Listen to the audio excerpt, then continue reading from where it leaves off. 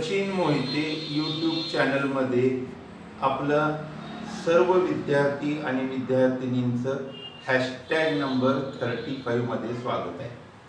Advance financial accounting या विषयाची, याचा अर्थ UB या विषयाची आपण माहिती या ठिकाणी तुमच्या समोर सादर करीत आहोत आणि ती हॅशटॅग 34 तुम्ही पाहिलेलाच आहे. मी गृहीत धरून आता पुढे सरकत आहे.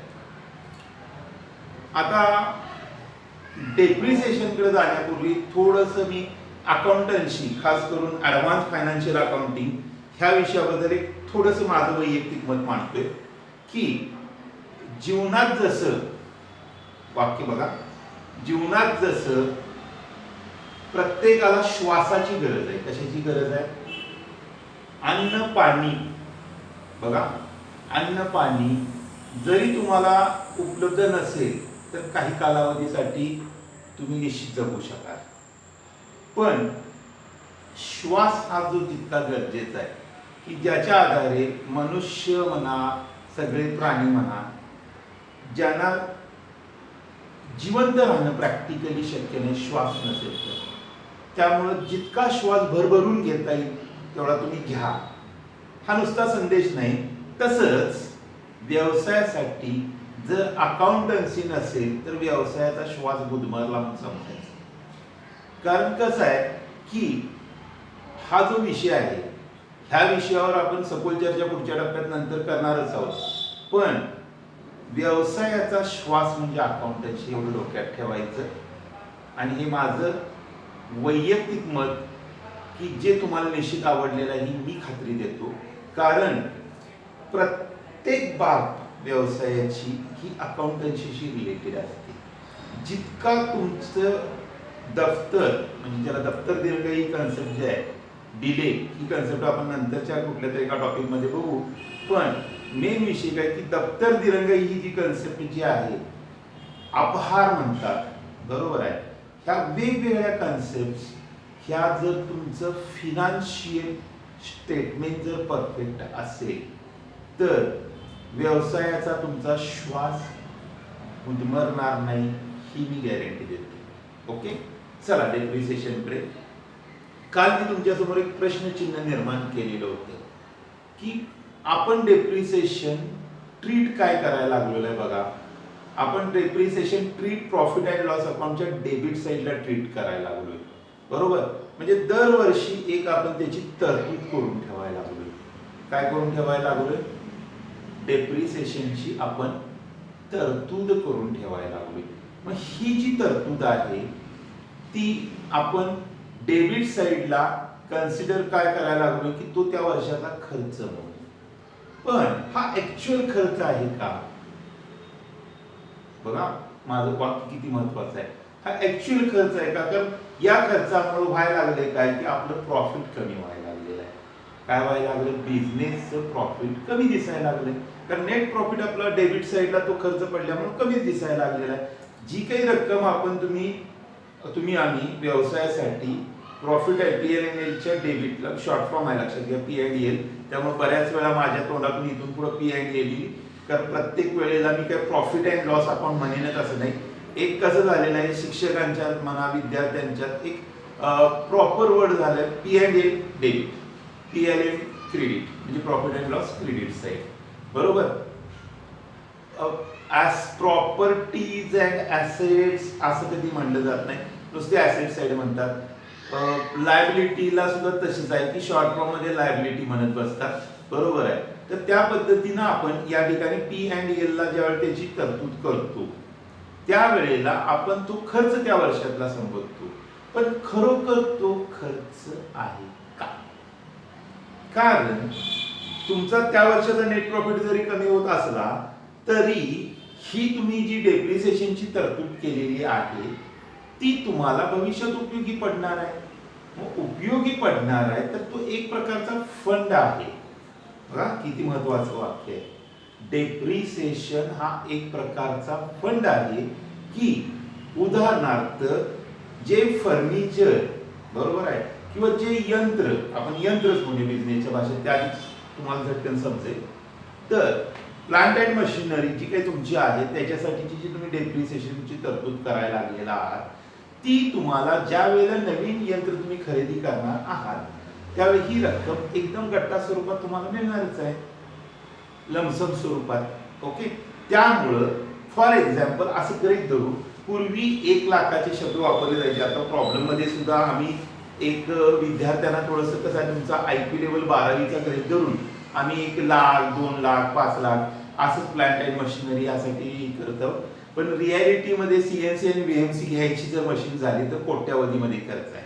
ओके, त्याचा जर विचार केला तर त्या पद्धतीने ज्या वेळेला एखादं तुमचं जुनं बरोबर आहे लेथ मशीन आहे, कोणती कंपनीचं असेल XYZ, ते लेथ मशीनच्या ठिकाणी आता ऍडव्हान्स तुम्ही CNC VMC घेणार आहात तर त्या लेथ मशीनची आता व्हॅल्यू स्क्रॅप तर एक होईल किंवा जरी ते सेकंड हँडला जरी आपण म्हणजे सेल आउट केलं तर त्या ठिकाणी तुम्हाला काय मिळणार आहेत आत्ताच्या हिशोबाप्रमाणे जर काउंट केलं म्हणजे जे काही मार्केटमध्ये मी ऐकतोय त्या हिशोबाने मी तुम्हाला सांगतोय तर एक साधारण लाखभर रुपयाच्या आसपास सुद्धा मिळणार नाही, त्याच्यापेक्षा कमीच मिळणार. आणि एकीकडे तुम्हाला इन्व्हेस्टमेंट मात्र कोट्यावधीमध्ये घ्यायचं आहे, त्यासाठी बँक लोन आलं वगैरे सगळ्या गोष्टी आल्या. तरी समजा जर एक तरतूद तुम्ही करून ठेवली असेल, काय एक तरतूद जर तुम्ही तयार करून ठेवलेली असेल की आता CNC नंतर VMC टप्पा आलेला आहे बरोबर आहे कधी, तर या पद्धतीने जी काही मशीन्स घ्यायची तर त्यातल्या तो जो येणारा लोड आहे तो थोडासा तर कमी होईल, म्हणजे या ठिकाणी तो तुम्हाला फंड म्हणून उपयोगी पडला. हा, आता एक उदाहरणाच्या दृष्टिकोनातून एक ॲज अ प्रॉब्लेम तुम्हाला समजावा, प्रॉब्लेम ट्रीट व्हावा, तुम्हाला त्याची आयडिया यावी ह्या उद्देशाने जर आपण विचारात घेतलं आणि साधारण गृहीत धरूया की XYZ यंत्र आहे की जे 5 लाखाचं घेतलेलं आहे आणि 10 वर्षानंतर आता परत आपण रिन्यू करणार आहोत आणि तेच जे 5 लाखाचं यंत्र आहे त्याचं ॲडव्हान्स जे काही त्याचं ॲडव्हान्स स्वरूपाचं जे पुढचं यंत्र आहे म्हणजे पुढची त्याची जी टेक्नॉलॉजी त्या यंत्रामध्ये असणारी ते यंत्र जर आपल्याला घ्यायचं असेल आणि आता त्याची मात्र व्हॅल्यू 25 लाख जर असेल आणि आपण दरवर्षी डेप्रिसिएशन ट्रीट करत करत 10 वर्षानंतर 5 लाखाला 5 लाख कव्हर केलेले आहे, याचा अर्थ आता नवीन प्लस ते आपण सेकंड हँड जर विकलं तर ते 5 लाखाचं समजा म्हणजे 1 लाखात गेलं, एक उदाहरणार्थ गृहीत धरा, ते 1 लाख फॉर एक्झाम्पल झालंय, ते 1 लाख प्लस तुम्ही तयार केलेले 5 लाख असे म्हणून 6 लाख ही ऑलरेडी अमाऊंट तुमच्या हातात असणार आहे. आणि जे काही नवीन घेणार आहात तुम्ही भले 25 लाखाचं त्यामध्ये ही रक्कम तुमची वजाच होईल ना. तर कन्सेप्ट लक्षात आली. डेप्रिसिएशन जरी आपण लॉस म्हणून किंवा खर्च म्हणून ट्रीट करत असलो तर तो डेप्रिसिएशनची केलेली तरतूद ही ऍक्च्युअली एक प्रकारचा फंड आहे. आणि महत्वाचा विषय कसा, जरी आपण त्या वर्षाला तो लॉस म्हणून ट्रीट करत असलो तरी ऍक्च्युअल मध्ये तो लॉस असत नाही किंवा तो खर्च असत नाही, ती आपली प्रोव्हिजन असते. ओके, तर आता आपण पुढे सरकूया डेप्रिसिएशनच्या आपल्या सिलेबस नुसार ज्या मेथड्स आहेत त्या ठिकाणी. तर फिक्स्ड इन्स्टॉलमेंट मेथड, शब्द बघा काय, फिक्स्ड इन्स्टॉलमेंट और स्ट्रेट लाईन मेथड, यामध्येच बऱ्याचशाच गोष्टी दडलेल्या आहेत बघा.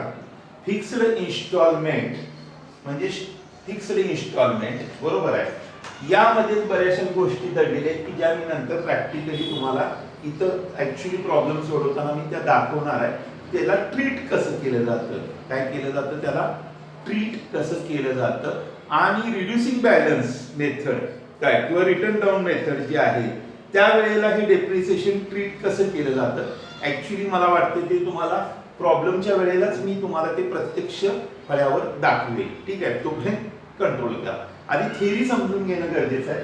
बरेचसेच विद्यार्थ्यांचं काय होतंय, थेअरीकडे फारसं लक्ष नसते, पण केव्हा एकदा मी तो प्रॉब्लेम सॉल्व्ह करेन आणि मला चांगले मार्क्स पडतील. काय चाललंय, तुम्ही हा डेप्रिसिएशन टॉपिक म्हणा किंवा कोणतेही टॉपिक हे नुसते परीक्षा ओरिएंटेड म्हणजे कसं आहे की एक्झाम ओरिएंटेड म्हणून शिकू नका. मोहिते सरांच्याकडून, इतरांचं मला माहित नाही, मोहिते सरांच्याकडून शिकताना तुम्ही ते संपूर्ण डीपली समजावून घ्या. डीपली का समजावून घ्या, बऱ्याच वेळेला कसं केलं जातं, काही शिक्षक शिकवताना profit and loss account debit to fixed asset, profit and loss account debit to अमुक अमुक टू बँक टू कॅश, काय चाललंय नेमकं. तुम्ही त्या संबंधित शिक्षकांना काही प्रश्न विचारणं गरजेचं आहे, कारण का त्या ठिकाणी तुम्हाला ते सखोल समजणं गरजेचं आहे. शिक्षक फळ्यावर तोंड करून शिकवतात, विद्यार्थी यंत्रवत शिकतात असं नको आहे बघा, असं नको आहे. म्हणजे मी माझ्या ऍक्च्युली क्लासरूम मध्ये सुद्धा विद्यार्थ्यांना प्रत्येक गोष्ट स्वतः त्यांच्या वहीमध्ये जाऊन सोडवून देण्याचा प्रयत्न करत असतो. त्यासाठी आम्ही ग्रुप तयार करतो, बरोबर आहे. आता ऑनलाईन टीचिंगच्या माध्यमातून तुम्ही विद्यार्थी त्या साईडला आहात, मी या साईडला आहे, तरी पण माझी भूमिका अशी असणार आहे की तुम्हाला ते मॅक्झिमम समजावं. म्हणूनच विषय काय, थेअरीमध्ये तो मुद्दा तुम्हाला परफेक्ट समजला तर प्रॅक्टिकल मध्ये अत्यंत फार म्हणजे त्याच्यापेक्षा सोपं ते तुम्हाला पडणार आहे. तर आपण येऊया फिक्स्ड इन्स्टॉलमेंट मेथड, ज्याला स्थिर किंवा सरळ रेषा पद्धती म्हटलं जाते. म्हणजे फिक्स्ड इन्स्टॉलमेंट मध्ये कन्सेप्ट कशी असते बघा, बऱ्याच वेळेला आपण बँकेत लोन घेताना तुम्ही म्हणा किंवा तुमचे पालक संबंधित बँक अधिकाऱ्यांना प्रश्न विचारतात, खास करून मी तर विचारतोय की रेट ऑफ इंटरेस्ट कसा असणार आहे, फिक्स्ड असणार आहे का रिड्युसिंग बॅलन्स मेथड असणार आहे. बघा किती महत्वाचे प्रश्न आहेत, ते तुम्हाला उपयोगी पडणार आहेत. माझे जे प्रश्न आहेत आणि त्याची उत्तरं सुद्धा, की तुम्ही आम्हाला जे रेंट म्हणजे आम्हाला जे लोन पास करणार आहात, ते लोन जे तुम्ही पास करणार आहात त्याची इन्स्टॉलमेंट पद्धत आम्हाला मान्य आहे. EMI जो काय असेल तो प्रिन्सिपल प्लस इंटरेस्ट, काय प्रिन्सिपल प्लस इंटरेस्ट, ठीक आहे. पण ते इंटरेस्ट तुम्ही चार्ज कसं करणार, फिक्स्ड चार्ज करणार का रिड्युसिंग बॅलन्स मेथडने चार्ज करणार. कारण फिक्स्ड याचा अर्थ सुरुवातीपासून जे असणार आहे ते शेवटपर्यंत. खरं तुम्ही म्हणजे तुमच्या समोर प्रश्न बघा किती महत्वाचा आहे, की ज्या वेळेला फिक्स्ड तुम्ही म्हणतात दर वेळेला तुम्ही हप्ते भरत गेल्यानुसार एक स्टेज अशी येणार आहे की साधारण 15 वर्षाचं जर तुमचं लोन असेल तर साधारण 10 वर्षानंतर म्हणजे स्टेप बाय स्टेप कमीच येते. 10 वर्षानंतर कसं होणार आहे, तुझे प्रिन्सिपल फार कमी झालेलं असणार आहे पण रेट ऑफ इंटरेस्ट सेमच राहणार आहे. बघा किती महत्वाचं आहे. मग या पद्धतीने तुम्ही ते घेणार आहात, बघा या पद्धतीने तुम्ही घेणार आहात तर रिड्युसिंग बॅलन्स मेथड म्हणजे जसं प्रिन्सिपल कमी होईल तसा रेट ऑफ इंटरेस्ट सुद्धा कमी होत राहणार. रेट ऑफ इंटरेस्ट कमी होत राहणार. मग हे जर सगळं सत्य असेल, काय हे जर सगळं सत्य असेल तर त्याबद्दलही आपल्याला बघायला डेप्रिसिएशनच्या माध्यमातून. हे तुम्हाला मी एक्स्ट्रा ज्ञानासाठी युअर एक्स्ट्रा नॉलेज हे त्यासाठी हा मी मुद्दा सांगितला. आता आपण या डायरेक्ट फिक्स्ड इन्स्टॉलमेंट मेथड मध्ये काय फिक्स्ड इन्स्टॉलमेंट मेथड, या पद्धतीनुसार एका निश्चित रकमेने ज्यावेळेस संपत्ती किंवा मूळ हे केली जाते त्यावेळेला तो जो दर किंवा तो जो डेप्रिसिएशन घसारा आहे तो दरवर्षी सारखाच राहतो. जसं मी तुम्हाला बँकेचं उदाहरण का दिलं तर ते तुम्हाला समजावं. काय समजावं, उदाहरण तुम्हाला ते समजावं की फिक्स्ड म्हणजे फिक्स्डच, बरोबर आहे. जसं मी यंत्राबद्दल तुम्हाला सांगितलं की डेप्रिसिएशन हे दरवर्षी सेमच राहणार. समजा तुम्ही 5 लाखाचं यंत्र जर घेतलं आणि त्याला 10 वर्षाचं जर तुम्ही हे ठेवलं तर 10 वर्ष जो रेट ऑफ इंटरेस्ट असेल, रेट ऑफ इंटरेस्ट म्हणजे रेट ऑफ डेप्रिसिएशन, आता इथं आपण गृहीत धरायचं रेट ऑफ डेप्रिसिएशन तो सेमच राहणार आहे. त्यामध्ये जराही बदल होणार नाही. प्रॉब्लेम कडे जाण्यापूर्वी सुद्धा मी अगोदर तुम्हाला त्याची आयडिया देण्यासाठी एक आयडियाची कल्पना तुम्हाला सांगतो. बघा की तुम्ही एक 5 लाखाचं यंत्र घेतलेलं आहे. किती, 5 लाखाचं यंत्र तुमच्या जवळ आहे, ठीक आहे. आणि त्या पद्धतीने 5 लाखासाठी तुम्ही काय ठरवले, दरवर्षी 10% डेप्रिसिएशन आम्ही त्याच्यावर चार्ज करणार फिक्स्ड इन्स्टॉलमेंट मेथड प्रमाणे. कुठल्या मेथड प्रमाणे, फिक्स्ड इन्स्टॉलमेंट मेथड. मग ती फिक्स्ड इन्स्टॉलमेंट मेथड नेमकी काय सांगते बघा. ती फिक्स्ड इन्स्टॉलमेंट मेथड नेमकी तुम्हाला काय सांगते तर याच्या 10% काढायचं आहे. नेहमीचा नियम होईल सरांचा. 10% किती मिळालं बघा तुम्हाला, 50,000 मिळाले का. सॉरी 10% ज्या वेळेला 5 लाखाचं हे यंत्र आहे, काय 5 लाखाचं हे यंत्र आहे, ज्या वेळेला तुम्ही इथं हात ठेवला त्या क्षणाला तुम्हाला 10% 50,000 मिळाले ना, तर ते लेस करणार. तुम्ही काय करणार, लेस एव्हरी इयर. म्हणजे आता हे आपण वर्ष नंबर 1 पकडूया. काय पकडूया, वर्ष नंबर 1. मग वर्ष नंबर 1 ज्या वेळेला आपण पकडलेला आहे, इयर नंबर 1 कोणतंही ऍझ्युम करा तुम्ही तुमच्या हिशोबाने. 2020 सध्याचं जे वर्ष चाललेलं आहे ते पकडा किंवा त्याच्या मागचं पकडा, इट डिपेंड अपॉन यू, ते तुमच्यावर अवलंबून आहे. तर आपण कन्सिडर करूया की मागची 10 वर्ष कन्सिडर करूया किंवा इथून पुढे होणार आहे, कारण शेवटी हे उदाहरण म्हणून आपण फॉर एक्झाम्पल म्हणून समजावून घ्यायला लागलो. तर हे 50,000 बघा, हाऊ मच 50,000 बरोबर आहे. हे मायनस झाल्यानंतर ऍक्च्युअल प्रिन्सिपल म्हणजे ते यंत्राची प्राइस राहिलेली आहे 4,50,000. पण बघा next year fixed instalment method काय सांगते, नेक्स्ट इयरला ज्यावेळेला आपण जाणार म्हणजे इथं आपण सेकंड इयर पकडू बरोबर आहे, त्या ठिकाणी आपण ज्यावेळेला लेस करणार ठीक आहे डेप्रिसिएशन अमाऊंट, तर ती लेस करताना आपण परत काय करणार आहोत, याच्यावर 10% नाही, हाच तर फरक आहे. काय या रकमेवर 10% नाही, हीच रेंज 50,000 परत यातनं मायनस करणार. ओके, यालाच म्हणायचं फिक्स्ड इन्स्टॉलमेंट मेथड. आता त्यानंतर आहे किती बॅलन्स 4. ओके, पण आता पुन्हा पुढे जाताना तुम्हाला काय करायचं आहे, परत रिपीट करतो शब्द, परत तोच शब्द की 50,000च 4 लाखाच्या 10% काढायचे नाही.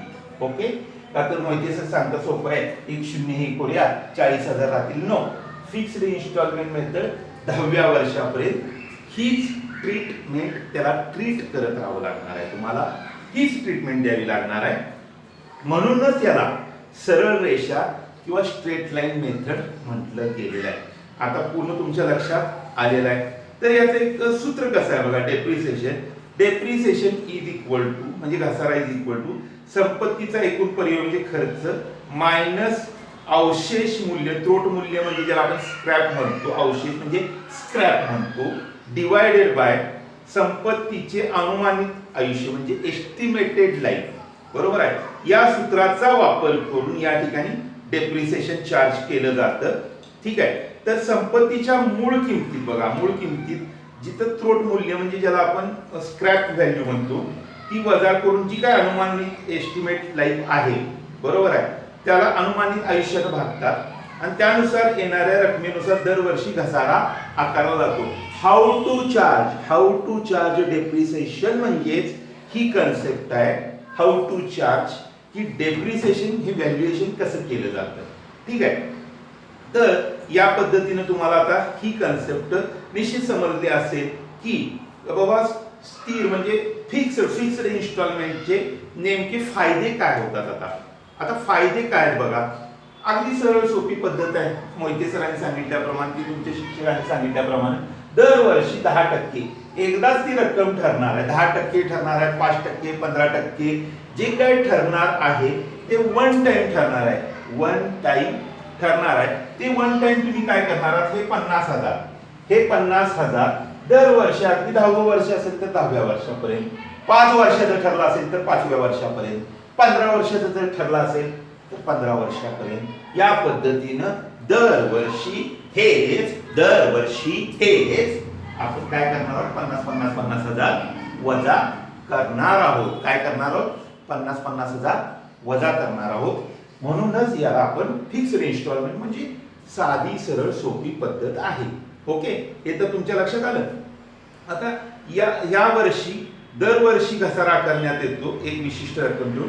प्रत्येक वर्षी वेगळं गणन करण्याची गरज नाही. प्रत्येक वर्षी वेगळं गणन म्हणजे कसं बघा, प्रत्येक वर्षी वेगळं गणन म्हणजे इथं 4,50,000 आहे. 4,50,000च्या 10% इथं काढायची गरज नाही आहे. तर 50,000 आपल्या अमाऊंटच फिक्स झालेली आहे. त्याप्रमाणे हे स्टेप बाय स्टेप असं पुढे सरकत राहणार आहे. म्हणजे याचा अर्थ तुम्हाला समजला. आता कसं आहे, याचे काही दोष पण असू शकतात. जसं आपण फायदे बघायला लागलेलो आहे. म्हणजे तुम्हाला ज्या पद्धतीनं मी ही फिक्स्ड इन्स्टॉलमेंट सिस्टीम समजावून सांगायला, कुठली फिक्स्ड इन्स्टॉलमेंट सिस्टीम समजावून सांगायला लागलोय, त्याप्रमाणे त्याची काही लॉस आहेत. तर त्याचे कसं आहे, मूल्य सुद्धा काही वेळेला कमी होतं. जशी एखादी हे असते त्याचं व्हॅल्युएशन कमी होतं. जसं मी तुम्हाला मोबाईलचं उदाहरण दिलं. कुणाचं उदाहरण दिलं, मोबाईलचं उदाहरण दिलं की मोबाईल आपल्या फक्त दुकानातनं बाहेर काढला की लगेच त्याचं व्हॅल्युएशन कमी होतं. या पद्धतीनं आपण आता दुसरी रिड्युसिंग बॅलन्स मेथड किंवा रिटर्न डाऊन मेथड ही आपण पुढच्या हॅशटॅग मध्ये बघू आणि इथेच थांबू. तुम्हाला निश्चित हा व्हिडिओ आवडला असेल. मी अत्यंत काळजीपूर्वक तुम्हाला समजावून सांगितलंय. आणखीन याच्यात काही वाटलं तर कमेंट करा, मला फोन करा, मी निश्चित तुम्हाला याची अधिक माहिती देईन. चला इथंच थांबूया.